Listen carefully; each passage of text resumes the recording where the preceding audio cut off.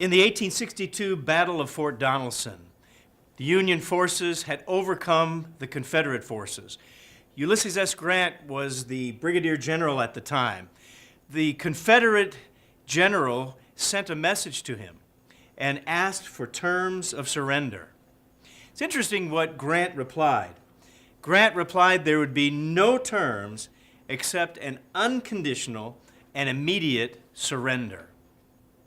I got to thinking about that the other day because isn't that what's required of every one of us? There's a passage in Romans chapter 12, right at the very beginning of that chapter.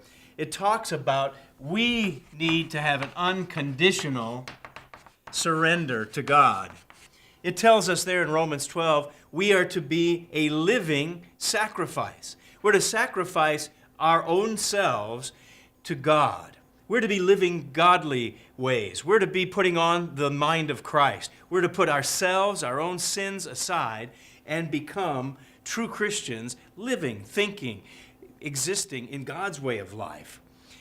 And the interesting thing about it, if we do that, when you think of an unconditional surrender, there's no guarantees, there's no terms, there's no conditions.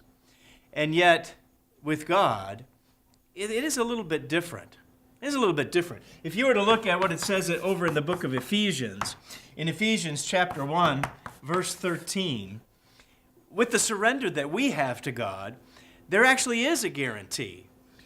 Ephesians chapter 1, verse 3, it says, "In him you trusted after you've heard the word of the truth."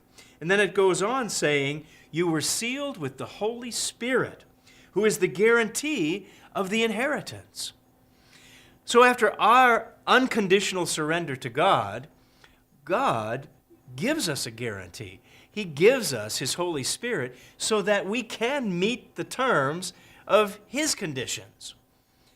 Now, it's also interesting with Grant and that surrender that took place at Fort Donelson, that's when he became known as U.S. Grant. That was his initials, but the Washington newspapers at the time turned it around and they said, "Unconditional surrender for Grant." Now, for you and I, maybe that's what we should remember. Maybe our initials should be U.S., that we have an unconditional surrender to God. And with His guarantee, with His Spirit, we can fulfill that great calling we've been given. That's BT Daily. We'll see you next time.